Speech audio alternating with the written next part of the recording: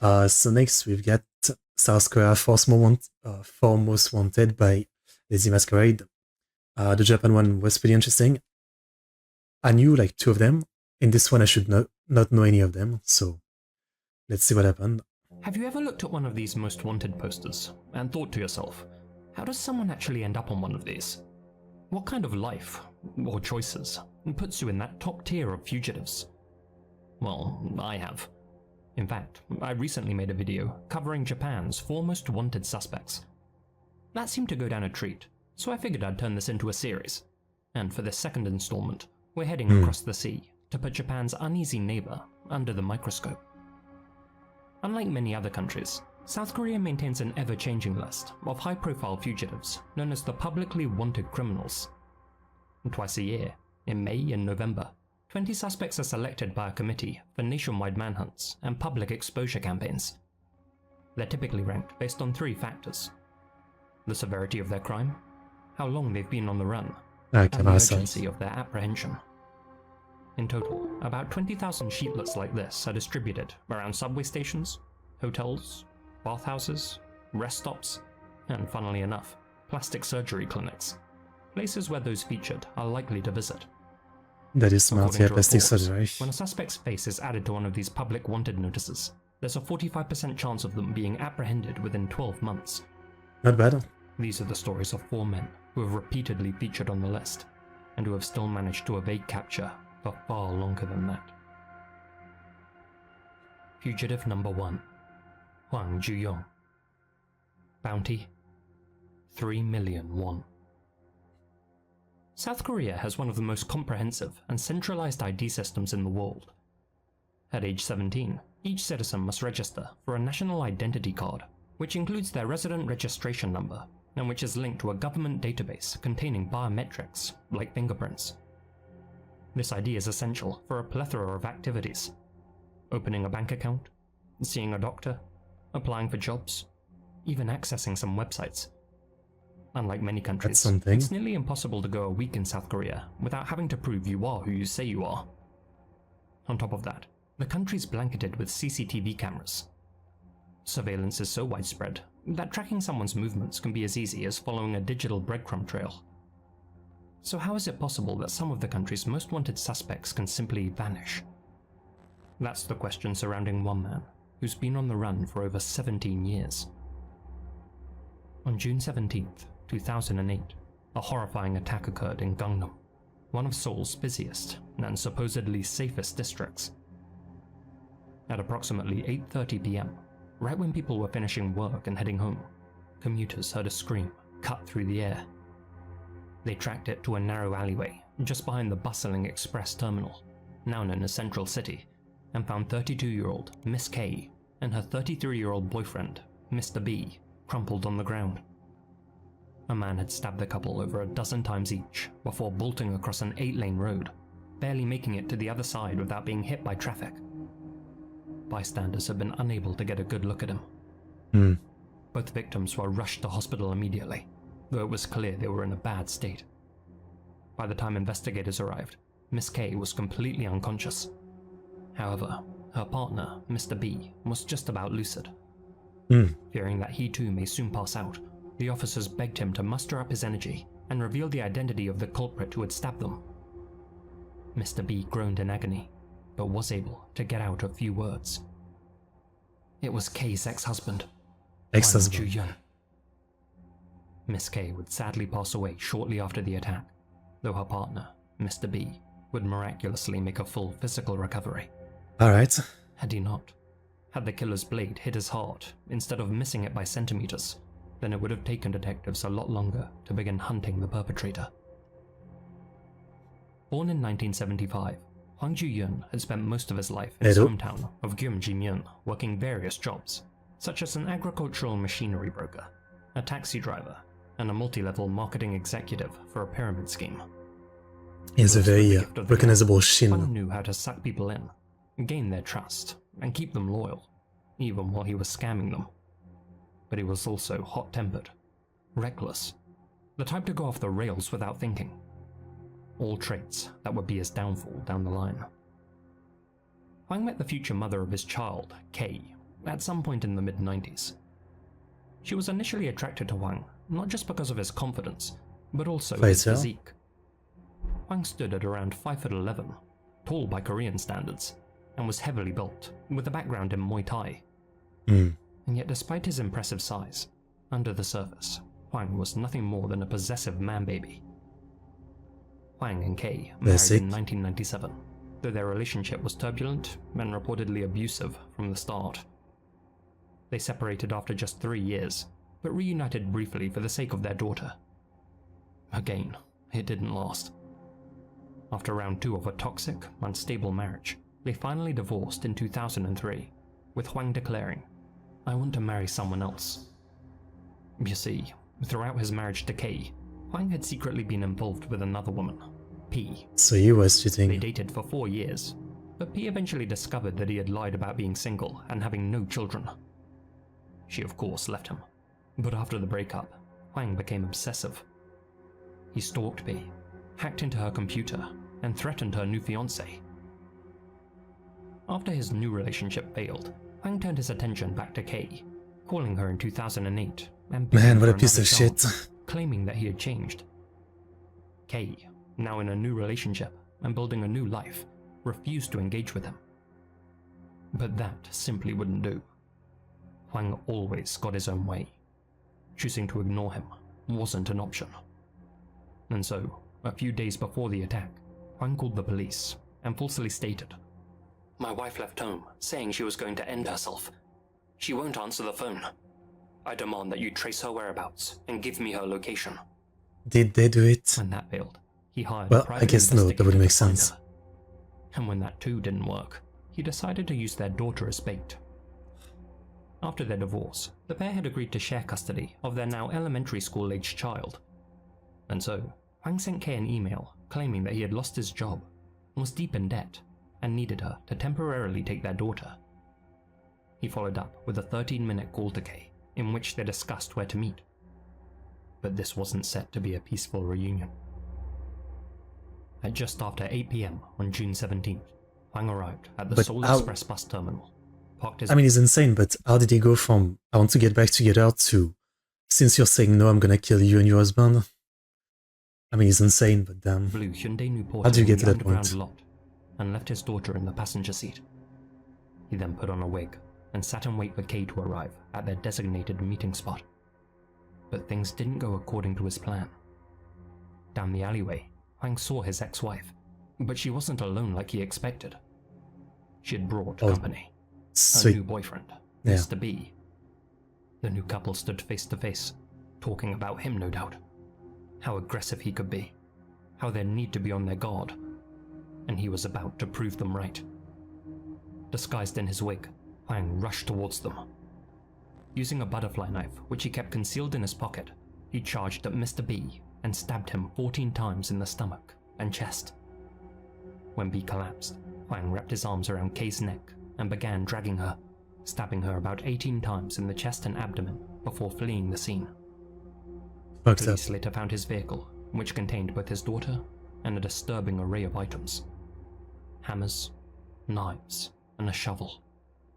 It was clear he had other plans for the evening, but the authorities believe seeing Kay with another man triggered a sudden, uncontrollable rage within him. After the attack, Hwang vanished. Surveillance footage captured the following day showed him behaving erratically in multiple subway stations, traveling up and down lines, stopping at distant locations, staying 40 to 50 minutes at each. This was likely an attempt to throw off the police. Eventually, he called his brother-in-law, Miss Kay's own sibling, and stated, "Please take care of my daughter. I'm going to disappear." He also reportedly called up a close friend and declared in a more jovial manner, "I don't even understand how so many criminals get caught.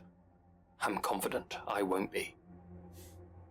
So far, That sounds stupid, and yet it's been 17 he years. was last caught on camera exiting Pyongyang station, and he hasn't been seen since. Detectives checked his so-called life actions, his phone activity, bank records, credit and transportation card usage, but his digital footprint had gone dark. That is, Ow. apart from one breadcrumb, which flagged up 3 weeks after the manhunt began. On July 10th, an individual entered an internet cafe close to the original crime scene.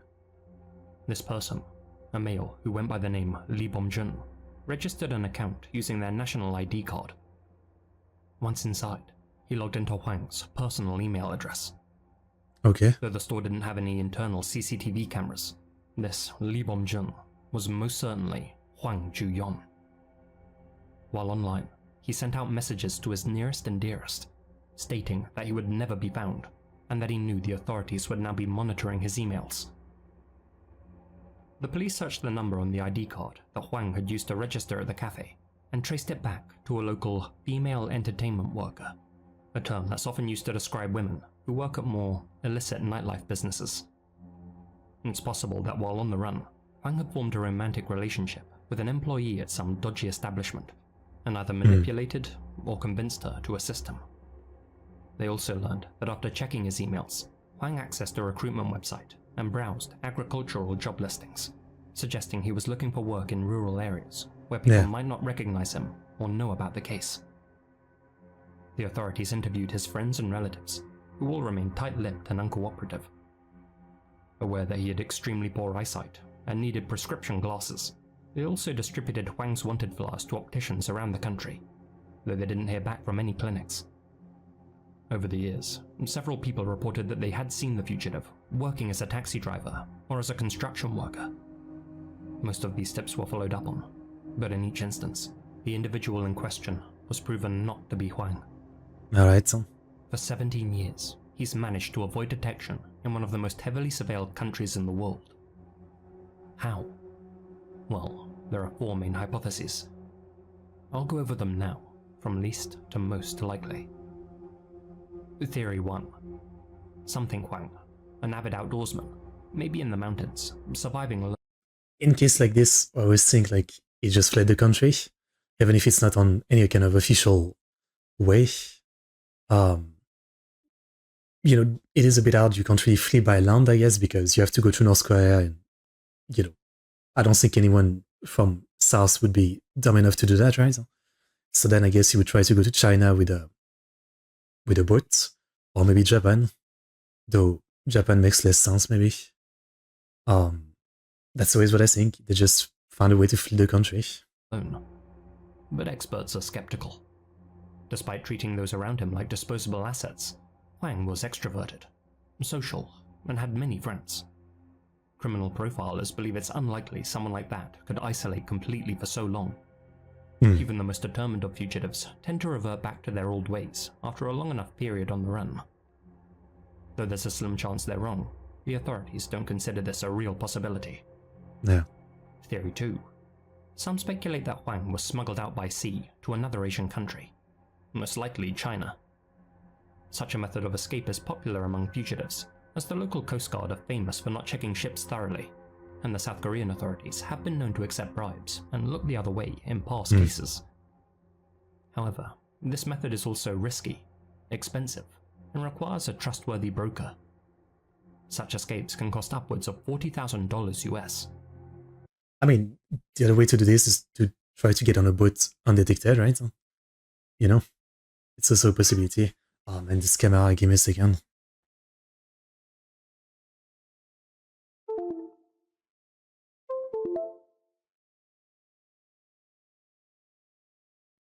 Sometimes it happens barely twice a day, and sometimes, like today, it's just a lot. Like, I'm so happy because recently I fixed the mic problem, but now the camera is just non-stop. And it's like getting back to a point where it's becoming as annoying as the mic. I just can never get out of technical difficulties, never. Huang didn't have that kind of money, and investigators found no evidence that he had contacted any smugglers. However, escaping overseas would explain why no trace of him has shown up anywhere in Korea, so we can't rule this theory out completely. Makes sense to me. Theory 3. It's possible Huang is no longer alive, perhaps having ended his own existence. His own mother told reporters that she believes he's passed. She even said that psychics had told her he fell into a body of water and drowned. Ultimately, even though no corpse has been found, there is a good chance that he really did drown himself in the ocean. And Theory 4. Huang is receiving help from someone. Inspector Chun Yun-ji compared the case to that of notorious prison escapee Shin Chang-won, who evaded capture for years with the help of others. As previously mentioned, Huang had used the ID of a woman in the entertainment industry to register an account at the internet cafe, proving he already had access to someone else's identity. Whether it had been stolen or given to him willingly remains unclear, because apparently the police were unable to get in contact with the woman it belonged to. Really? Something which seems odd, given they must have been able to find her name and address using the ID number. There's also a good chance that Huang is receiving help from family and friends. He may well have been able to charm, or given his size, perhaps even intimidate those around him to keep their mouths shut. For instance, when a film crew went to interview those who knew him, they were repeatedly brushed off, with one of Huang's friends even saying, "He was like family to me. The incident's over, and I have no intention of cooperating with you. If you come over again, I might beat you up."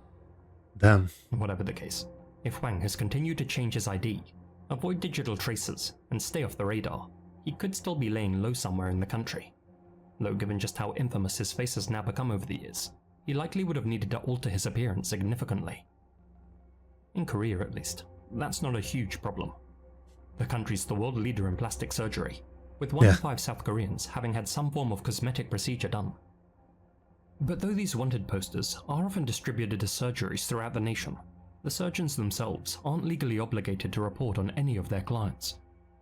And for the right price, they may choose to keep their lips sealed. As for how Huang's been sustaining himself, he's either being provided for by people loyal to him, is stealing, scamming, or otherwise swindling people, or he's found work using his fake ID. Indeed, experts believe that he's hiding in plain sight, possibly living under an assumed identity as a foreign worker, perhaps Chinese Korean or Mongolian, likely in a place with a diverse population. But what do you think? A lot of possibilities. Could I someone really live don't know. without leaving any trace for 17 years in a country like South Korea? Could Huang still be out there, blending in amongst the population? Authorities believe so, and continue to feature his face on these most wanted posters, usually somewhere in the top 5 slots. If still alive today, Huang Juyun would be 50 years old. More It's than really likely, he's lost it a makes lot it of harder in a muscle mass with country age, changed his that's so hairstyle, known for and plastic altered his surgery. facial structure. But there are some things that probably haven't changed. Not only his height, but also his distinctive twisted jaw, the cauliflower ears he had developed from years of practicing combat sports, the unconscious manner in which the corner of his lips raise when he smiles, and crucially, Yeah, but again, plastic surgery, you can fix cauliflower ear with plastic surgery. I don't know about your chin, but I'm sure you can modify it to an extent. his extremely poor eyesight, which has likely gotten worse with age. There's also surgery for correcting eyesight now. With so many identifiable characteristics, if he is still out there, someone must know who he is. A reward of 3 million won, or $2,100, is still being offered to anyone willing to break their silence. It's kind of low. That amount might sound low compared to the sums on offer in other countries. Indeed, the bounties on the Japanese fugitives I covered were far higher, but the fact that an amount has been announced is significant. In South Korea, the reward on offer for each wanted person is almost always kept secret, and typically ranges from 1 to 3 million won. There have, however, been larger sums placed on the heads of public enemies, usually on those who have made South Korean officials look bad.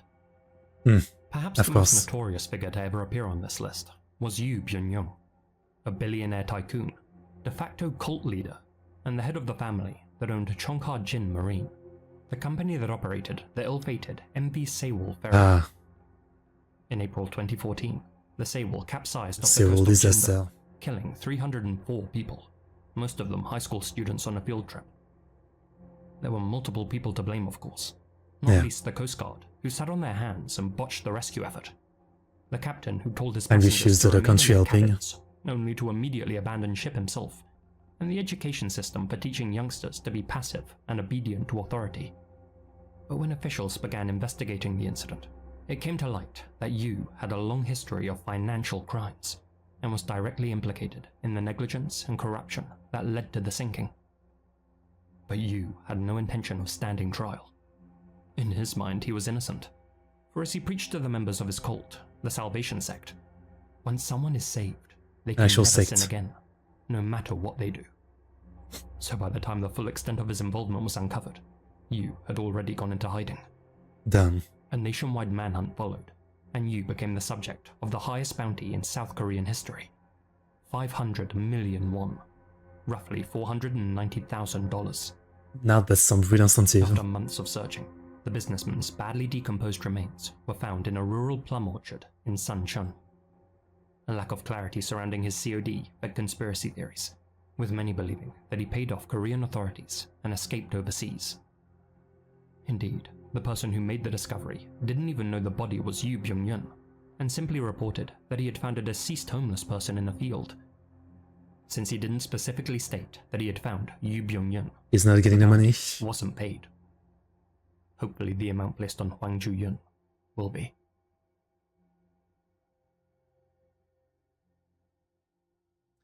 Alright. Fugitive number 2. Messed up. Park Jong-yoon. Bounty 10 million won. Born in 1960, Park Jong-yoon isn't famous in the traditional sense, but in law enforcement circles, he's notorious. For almost 2 decades, this otherwise ordinary, indistinct face has consistently appeared on the National Police Agency's posters. But Park isn't just any old villain. He's South Korea's most wanted fugitive, the main suspect in a brutal double homicide committed back in 2007. And ever since that winter, he's been a ghost. Perhaps in the figurative sense, perhaps in the literal. On the morning of September 29th, 2009, in a remote area near Yonggwol, Gangwon province, a man scavenging for chestnuts and mushrooms stumbled upon something terrible. The lid of a rubber container, scraps of fabric, and human bones. Police arrived and soon uncovered 2 shallow graves. Inside were the remains of 2 male murder victims, decomposed and stripped of identity. The bodies appeared to have been there for at least a year, possibly 2. One shirt had sleeves tied with plastic packaging string, indicating that he had been restrained. DNA testing took time, but clues came quickly. The clothing matched with 2 men who had disappeared from Seoul back in 2007. A 47-year-old loan shark, Kong Ji Kim, and his 52-year-old bodyguard, Pang Sojabi Oh. Known as the lender and the organizer respectively, the pair had become high-profile figures in underground gambling circles, and the word on the street was that they had been abducted. South Korean police are often accused of incompetence, and they were again in this instance, as had they done their Is there a country where the police is not accused of incompetence? Tell me about it. job correctly. Those rumors could have been confirmed at the time. Seriously. Back in 2007, they'd found Mr. O's jacket and Mr. Kim's wallet at the exact location where their remains were later discovered, but failed to unearth either body. As such, they couldn't issue arrest warrants for the 2 prime suspects: taxi driver Park Jong-yoon, 49, and office worker Nam Gong-shin, 34. Phone records confirmed that they had been the last people to talk with the victims, and both men certainly had a motive. Park was a habitual gambler, with debts approaching $500 million won, around $350,000 US at the time. Man, that's Money insane. which he owed to some sinister crime lords. As for Nam, he too had fallen deep into gambling addiction, and owed similar individuals about 20 million won, around $14,000. Now armed with hard evidence in the form of 2 skeletons, police finally got the green light. Arrest warrants were issued, and after a 2-month surveillance operation, Nam was arrested. He appeared cheerful as officers approached him, humming to himself as he made his way to work. But his mood soon shifted when the cuffs came out. On the way to the station, his hands began to tremble, and eventually he broke down, sobbing. As for Park, he was nowhere to be found. Nowhere to be found. Nam said little until his lawyer showed up. After that, he stopped talking altogether. But when it became clear that the evidence against him was compelling enough to secure a conviction, he cooperated in exchange for a lesser sentence. According to Nam, he and Park first met in an underground gambling den several years before the incident. It's worth noting that bar a few tightly controlled exceptions, gambling is outlawed in South Korea. but that doesn't mean it's not popular.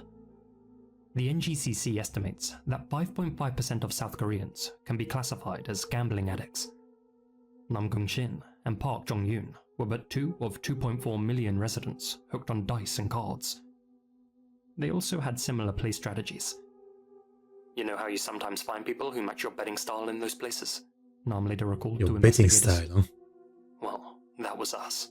Not your playing style, but your Despite a betting 15-year style. age gap, the pair quickly bonded over their poor relationship with Lady Luck.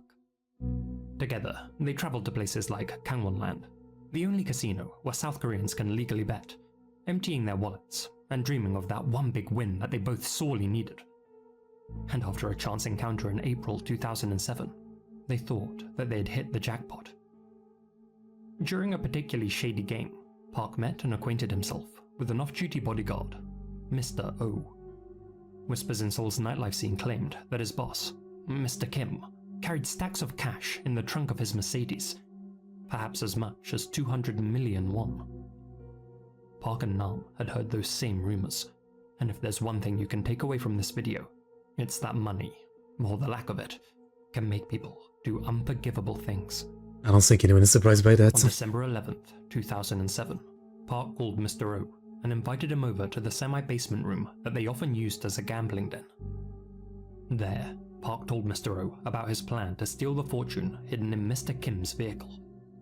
All Mr. O had to do was look the other way, and they could split that money 50-50. But O was a Why did you tell loyal him? employee. He and Kim had a good thing going on, and he had no plans of double-crossing his boss. But now the cat was out of the bag.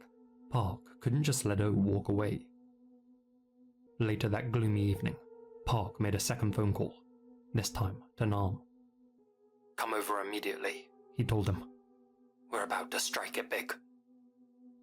When Nam arrived, he immediately noticed Mr. O spread out on the floor, his brains bashed in. Killed him already. Park explained that he had no choice but to kill the bodyguard, since he refused to play along with his get-rich-quick scheme. Park then proposed that Nam help him steal Kim's money instead. Given the situation, Nam felt like he was in no position to argue. Together, the duo purchased string and duct tape at a nearby supermarket and lured Kim to the den under the pretense of a high-stakes gambling game. Once he arrived, Kim was confronted with the sight of his loyal henchman, O, spread out on the ground. His heart no doubt sank as Nam locked the door. Without a word, Park then struck Kim with his fist, knocking him to the floor. The duo took a paltry 300,000 won in cash from Kim's wallet, around $250, as well as his wristwatch and a credit card. Park demanded to know the PIN number, and The question after is, Kim like, told him, was there actually Park that much beat him money in the in head several times, the car? knocking him unconscious. The two thieves tied him up and then eagerly skipped out to Kim's Mercedes to claim their fortune. A three-pointed star marked the spot. They popped the trunk and, with excited giggles, opened it up to find that the rumored cash inside didn't exist. Like, it seems obvious. Like, was that much money just in their trunk like that? That's stupid as hell. Dumbfounded, Park and Nam then went to a nearby cash point, only to find that Kim's bank account was near empty. What they didn't realize was that despite his outward displays of wealth, Kim wasn't actually rich. There was someone behind him funding his operation. Someone who understood the risks of dealing with desperate addicts. Someone smart enough to operate from the shadows. Frustrated, Park and Nam filled the empty truck with Kim, whom they had bound with string, gagged with tape, and wrapped in a blanket. Kim would later die from asphyxiation inside the trunk. At 1:30 a.m. on the 12th, Park and Nam rented a Hyundai Starex and drove around, searching for a suitable burial It's spot. really like, they seem like such fuck Their up. first attempt was So- near Namyangju. That's why it's so surprising that location. Park didn't get So they catched. stored the bodies inside the van for 2 days while they scouted for the perfect spot. They placed Mr. O inside a large rubber container and left Kim bound up in the blanket. At around 7 p.m. on the 14th, the duo stopped their car on the shoulder of National Road number 38 in Yonggwa-loop, pulled the bodies out, and rolled them down a hill towards a forest.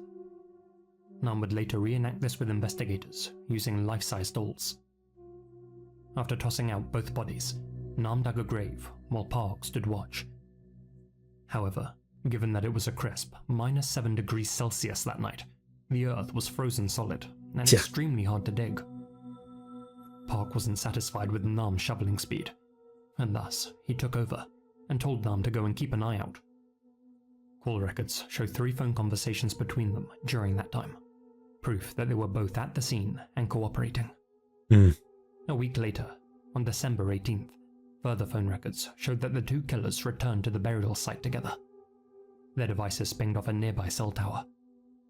Oddly, it was during that rendezvous that Park's phone pinged for the very last time. He disappeared after. Shortly after arriving, his signal vanished forever.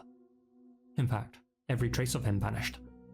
No calls, no bank activity, no medical records. Everything from that moment forward went dark. Even more unsettling is that something else disappeared along with Park. The rubber container that had been used to transport O's body. When police later revisited the burial site, the lid was still there, but the tub itself was gone. Why? It's hard to Why imagine did how that someone matter? could erase themselves so completely, especially in a country like South Korea.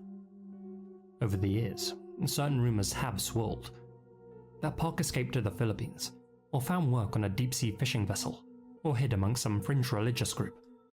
I mean, every case like that is the same theories, right? The guy did facial surgery, got another identity, ran to another country, all died.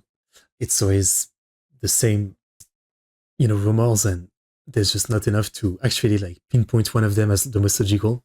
They all seem like they could make sense. One internet livestream even featured a taxi driver who looked eerily like him. Indeed, it is possible that Park had planned his escape from the beginning. He may have used burner phones, switched to a cash-based lifestyle, made a full identity change. But while something that Park vanished on his own terms, others have a darker theory. That Park Jong-hyun ended up in that same rubber container as Mr. O. That his own accomplice, Nam, killed him. The other thing I was thinking is whoever was behind Mr. O. Some investigators speculate that tensions may have built up between the pair of desperados. Park, who was the elder of the two, was likely the dominant force in the partnership, and probably ordered his submissive partner around. That's what it sounds After like. committing murder, and failing to gain financially from it, Nam's resentment, or perhaps fear, may have reached a breaking point. And Nam was called in the middle of it. Denied silencing Park. It wasn't talked about it Met with him before. several times after his supposed disappearance. However, his responses grew vague under questioning. Nam no doubt played down his own involvement in the caper, painting the now absent Park as the mastermind, and himself as an unwilling accomplice. But what if Nam was actually the main culprit? The ringleader who ordered Park around to do his bidding? Who knows? The one who invited Mr. O and Mr. Kim over to the den that night in order to slaughter them? The one who found a perfect scapegoat? Could it be that he's a man so devoid of feeling that he ended the life of his partner and closest friend just to cover his own tracks, and then, after being caught, was more than happy to pin the blame squarely on his own victim? Without Park to share his side of the story, prosecutors had little else but Nam's version of events to go on, and so he was only charged with the robbery and manslaughter of Mr. Kim, and not Mr. O. Okay. Nam was sentenced to a mere 15 years in prison by the Seoul Eastern District Court. He was released on November 28, 2024, and many people can't help but wonder whether a psycho who butchered 3 people is currently roaming the streets of Seoul. We might never As know. of 2025, 17 and a half years later, the whereabouts and well-being of Park Jong-hyun, South Korea's #1 most wanted fugitive, remains unknown. He's 5'8", walks with a bow-legged gait, speaks with a Jeolla accent, and is described as having the physique of a cuttlefish, whatever that means. Cuttlefish. If still alive, he'd be 64 years old today. Someone out there, maybe Nam, maybe someone close, knows where he is. Yeah. A reward of 10 million won, around $7,000, is being offered to anyone with information that results in his finding, whether he's alive or dead. Though if I were a betting man, I know which outcome I put my money on. Haven't we learned not to bet from this? Yeah, I mean, can't say there's much to comment on for me as a viewer for this. It's like, yeah, all the theories sound, like they might have some logic to it. He fled the country, he's hiding, he did plastic surgery, he's living in the wild, or, the other guy killed him and also got rid of him. A lot of it sounds like it could make sense. And the thing is that we have no clear lead. All of those logical things are just, yeah, maybe. It's all just a maybe. It's all case that one day I hope, in some years I see some video updating this and saying that it's been solved and we know what happened and the guy faced justice. It would be nice.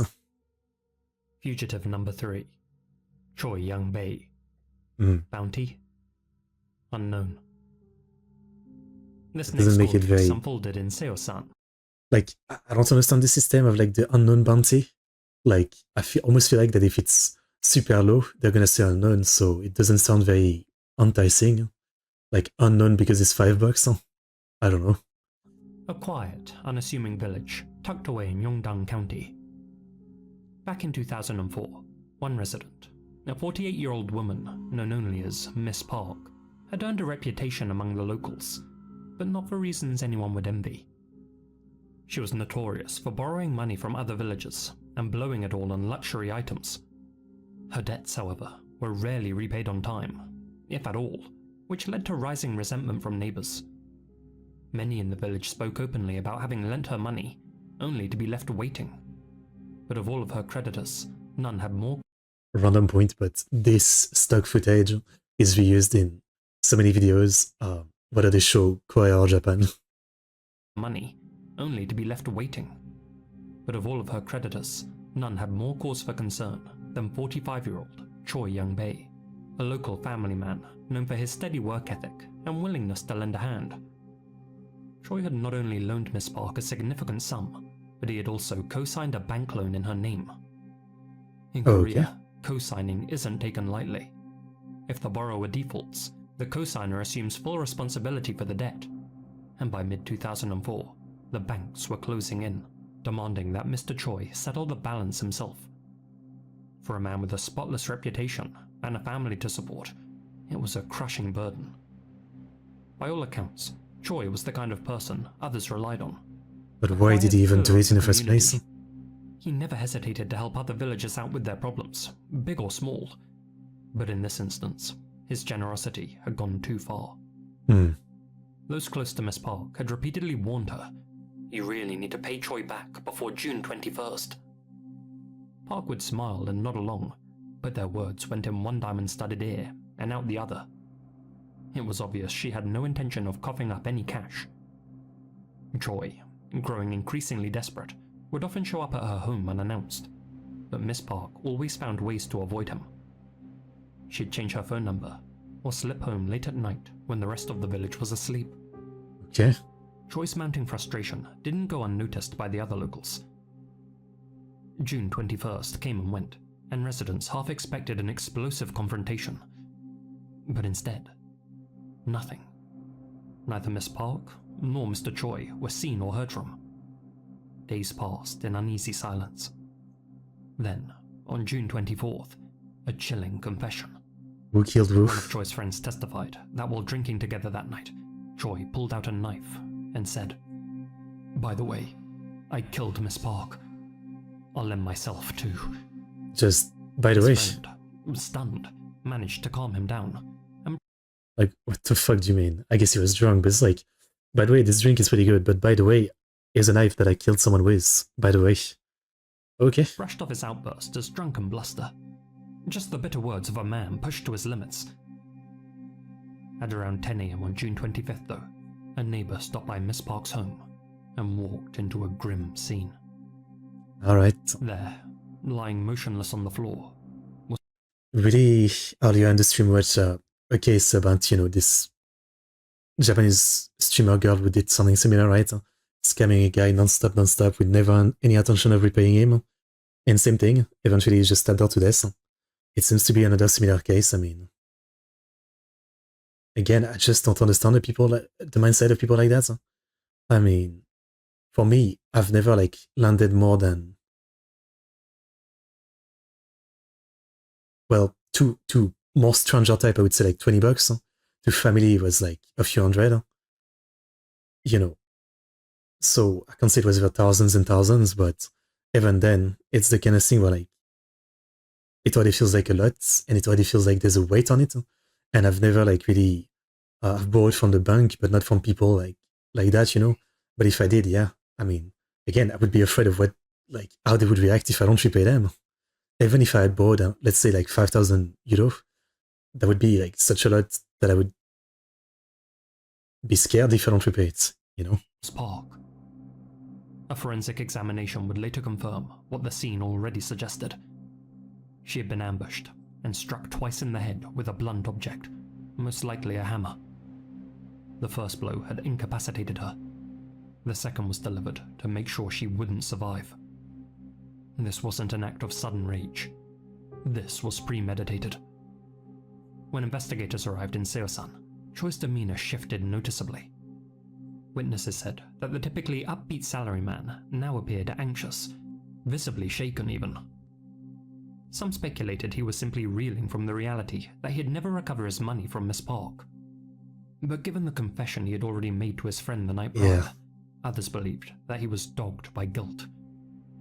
Either way, the police were eager to question him. There was just one problem. He'd fled town before they could. An arrest warrant was swift. But it's another case of like, this guy's life didn't sound that bad, and well, obviously it's bad that he lost money from her. You know, he had a family, he had a ton of friends in the village. You know, this isn't even a case of like the guy being someone kind of like in the other case, it was like a guy who was super alone, super lonely, right? This guy has a family, a good job, a ton of friends in the village. So, well, I'm sure he would be pissed about the money not being given back to him. Killing someone and having to disappear over it is just like, maybe he did it when he was drunk, but it's just like, it doesn't make sense. Issued, and Choi became a nationally wanted fugitive. Before going on the run, Choi withdrew money from the bank without telling his family. He also reportedly got into a serious car accident, refused medical treatment, and called a friend from a nearby phone booth, saying, "Dying is a lot harder than I thought."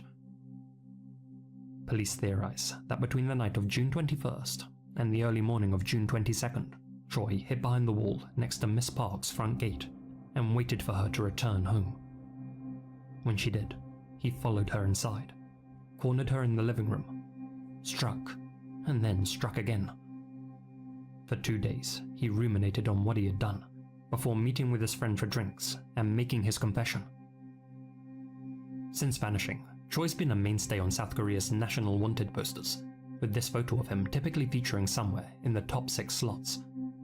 However, it's been 21 years, and the public is urged to consider what he might now look like. Choi has distinguishing traits. He's about 5'9", wears glasses, and speaks with a Chungcheong province accent. Several theories about his whereabouts exist. Some as always, such as him fleeing the country, or living in a remote community under a new identity, and some outlandish, such as him joining a secretive cult, or living for 2 decades as a homeless drifter. Considering his friend's testimony about the situation on June 24th, and the circumstances surrounding the traffic accident, it seems that he suffered from mental distress, to the point where it wouldn't have been strange for him to end his own existence soon after disappearing. Yeah. And yet, police remain convinced that he's still alive, and that even now, after so many years, someone knows where he is. It is like in, stories, anime movie games, when you don't see a character die, you don't see the body, you just can't help but think that they're definitely not dead. So in all those cases, obviously you can still say that like it's one of the logical possibilities that the guy is dead, but I think until there's no proof of that, might as well consider the other options. Yeah. While researching this case, I couldn't help but be reminded This one, of the Airi Sato incident I covered in my last similar, video. but not. Like that case, it raises uncomfortable questions about justice, desperation, and the breaking point of ordinary people. It's easy to sympathize with Choi, a decent man whose kindness was taken advantage of.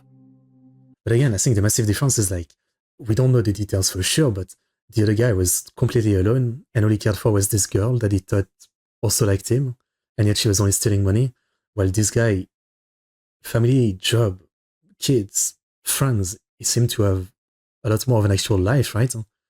So while, somebody being scammed out of you is bad, compared to the other guy, it didn't seem like it made much sense to ruin your life over that, A man pushed to the edge by someone who, by all accounts, never intended to pay him back. In a better world, there'd be fewer Miss Parks exploiting the generosity of others.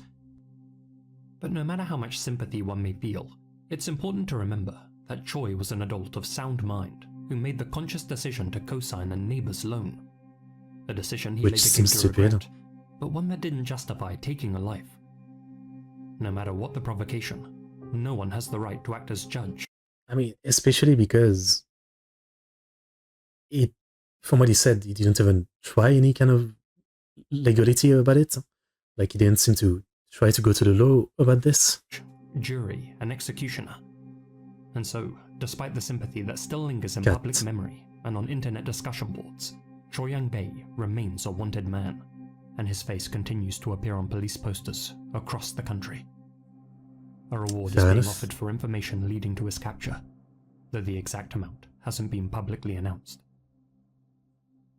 Which I don't get that. It only makes you think it's super low. Fugitive number 4. Song Chi-young. Bounty 1,000,000 won. A man walks into his office and finds blood smeared across the floor, but no sign of his brother anywhere. Days later, that same brother is found stabbed to death and dumped in a septic tank. The main suspect? A quiet truck driver who vanished without a trace and who hasn't been seen in 16 years.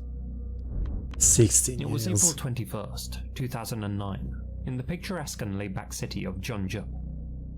That morning, 49-year-old Mr. Lee arrived at his moving company office to start his day, expecting to be greeted by his younger brother, 37-year-old Kwang Hoon. Mr. Lee was the CEO and allowed his brother to sleep at the office. The moment he opened the door, though, something felt off. Papers were scattered all over the floor. The refrigerator was left open. The room was chaotic, disturbed. But before he could process the situation, his phone rang. It was his sister-in-law, Jesu. She said Kwang Hoon hadn't come home the night before, and he wasn't answering his phone. Lee met with her immediately, and together they went to the police to file a missing person report. Then they searched the city. Some might say that they reacted fast, maybe too fast in the eyes of the police, but they had good reason to. Kwang Hoon was always reachable. He kept his phone on, because for reasons we'll soon cover, he always carried large sums of cash. Later that same day, It's always Mr. about Lee money. returned to his office. We're back to that. This time, with his brother's disappearance weighing heavily on him, he took a closer look around. That's when he noticed something that he had missed earlier. Red smears and droplets. On the floor, on the doorknob, on a chair, It seems the bathroom light switch, pretty hard to miss. even the sink. Small, dark stains in 7 different spots. They weren't immediately obvious, but once seen, were impossible to ignore. Mr. Lee called the police immediately. Forensics arrived, and the blood was tested. When the results came back, it was confirmed to belong to Kwang Hoon. The missing person case was now a potential homicide. A few days later, Kwang Hoon's white SM3 sedan was found parked in the lot of Jeongeop Asan Hospital. But something was wrong.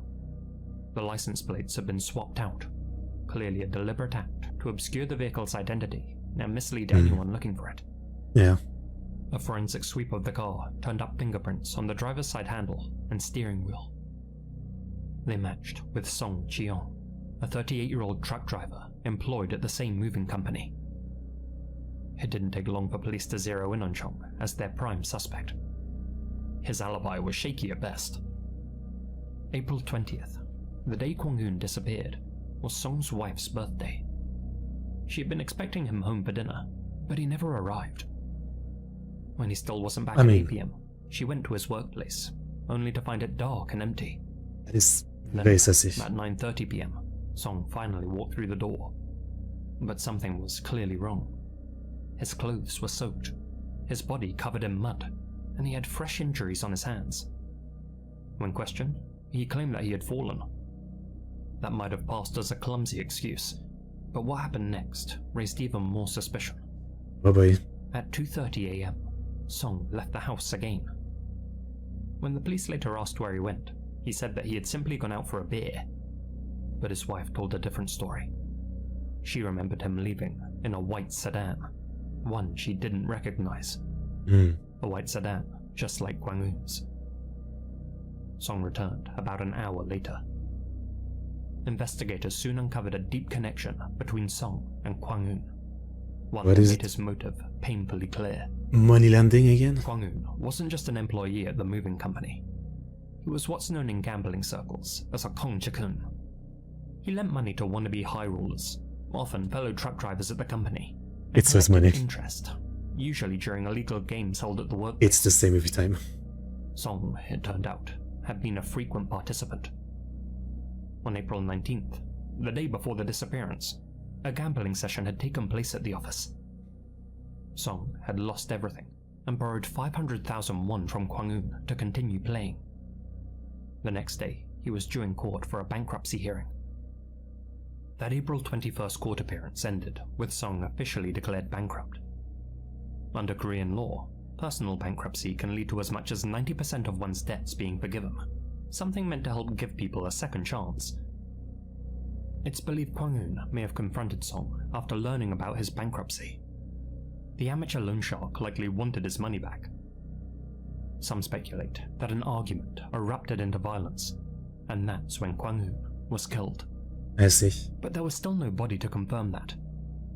Investigators Maybe suspected he went to that bury it Song's somewhere. late-night outing was a hastily planned attempt to dispose of it. Yeah. He was gone for just an hour, hardly enough time to travel far. That suggested that the body may be somewhere nearby.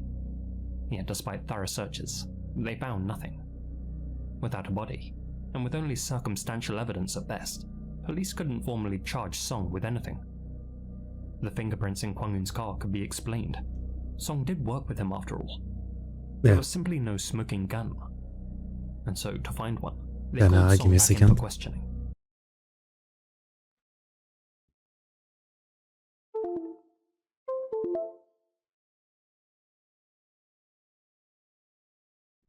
This is the stream it's happened the most recently, I mean, by far. I'm really sorry. Yeah. Oh, it's not even coming back now. Great. Okay, it's not coming back.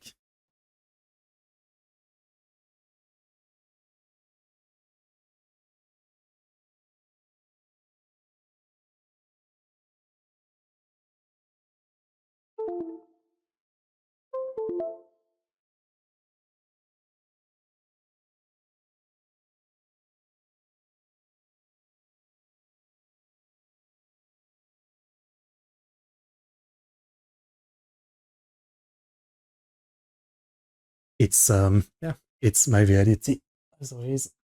If I had any logical reason of why this happens, I could fix it. But it's kind of like the mic. There's no logical reason, and sometimes it just works for months with no problem, and sometimes it does this. If I had any idea, I would fix it.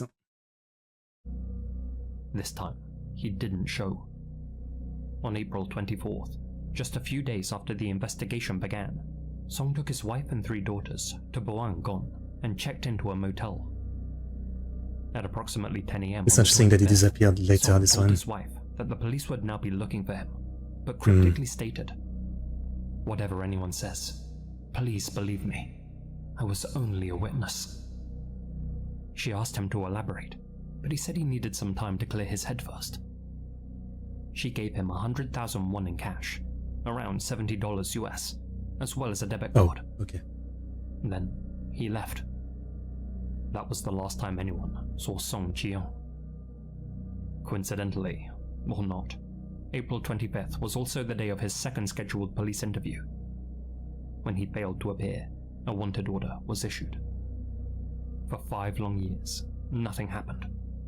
Then, in July 2014, workers at a construction site just 3 kilometers from the moving company stumbled upon a disused septic tank. Inside, they found a skeleton. It was a male, and the body had clearly been there for some time. The bones were soon confirmed to be Kwang Eun. An autopsy revealed at least 10 stab wounds on his ribs, with his black jumper having been torn in several places by a sharp weapon. Foul play was now undeniable, but Song Chi-young was still missing. For years, police hoped that Song's condition would eventually lead them to him. He suffered from Behçet's disease, a rare and chronic inflammatory disorder that causes painful ulcers and requires continuous medication. It's not something that can be ignored for long. Investigators thought that he would eventually surface to get a prescription, but no medical records ever turned up. They even searched for anyone in the country receiving treatment for the condition, checking for possible aliases. Still, nothing. He hadn't contacted his family, and there were no signs of card usage or phone activity. It was as though he had fallen off the face of the earth. Like all of them? At this point, investigators were left with 3 theories. First, that he had assumed a new identity and is living under an alias, a theory that feels increasingly unlikely in an era of biometric data, AI, surveillance, and facial recognition. Yeah. However, if anyone could become a ghost, it was Song. He'd spent 3 years working with a private crime prevention team and knew how the police searched for wanted suspects. I see. Second, that he escaped overseas through an illegal route, possibly to China or the Philippines, a method frequently used by fugitives, though an expensive one that would have cost more than the 100,000 won he had on hand. Yeah. The third, and perhaps most plausible theory, is that he's already deceased. Behçet's disease, without proper medication, can be fatal. If he didn't get access to treatment, it's entirely possible he passed from complications. But then there's the question of whether he acted alone. Song Chi-young was 5 foot 4 inches tall and physically slight. Kwang Eun, on the other hand, stood a bit taller at 5 foot 7. I think the other part of the story that's kind of weird is that he came home muddy and all that, right? But from what we understand, he put the body into a septic tank, which, I guess is going to get about the fact that it's kind of crazy he was able to lift him all the way up there, but why was he all muddy? Like, yeah. But more importantly, he was muscular and weighed around 80 kilograms. Could Song really have overpowered him alone? Desperate, if he has a knife. And with a blade in hand, I think it's more than possible that he could Yeah. have. But then there's that ominous line that he told his wife just before vanishing. I was only a witness. That could have been a lie, sure, but is it possible that someone else was involved? Just like in the earlier case of Park Jong-yoon, could Song Chi-young have been forever silenced by his own associate? In 2020, It's always a maybe. 11 years after Kwang Eun's slaying, the police finally made the decision to add Song to the public wanted list, releasing his name and photo nationwide. The delay wasn't for lack of will, but strategy. They feared going public too soon might push him further underground, but after years passed with zero developments, they finally turned to the public for help. Which feels like, it backfired, because if they would have been more chance to get him if they had released his face to the public early on, because 10 years later he might be very different. Than a decade and a half now, Song Chi-young has been missing. The Jeonbuk Cold Case Unit is still waiting, hoping for one piece of information that might finally bring him to justice. Though with each year that passes, the chances of that happening feel more and more remote. Yeah. The end. A huge thank you to my... The end. What I can say is hopefully, like, most of this case eventually gets solved. Not only for my curiosity, but obviously for, the families and the people involved in all this who, have been waiting for the truth for a long time. I don't really know. I feel like majority of them won't be solved, but hopefully some, that's all we can hope. So yeah, another great video. What can I say? It's like all of them kind of end the same. You're thinking it's like plastic surgery, living off the grid in the mountains, or went overseas, or I guess died. Those are like the 4 options that seem to make sense. Um, you know, that's like all of them. It's basically that, and all of them. It feels like there's like not enough to link to one logic or the other, right? It's just one of those four options. Yeah, one of those four options. Um, okay. I mean, you know, like if it was me, what would I do? You know what I mean? I mean, obviously it depends on the case and what they did and why. And obviously, to do this kind of crime, you would have to be someone very different from me, I would say. But like for me, I would automatically assume that like I'm doomed if I stay in a country. Like that's my first thing I would think.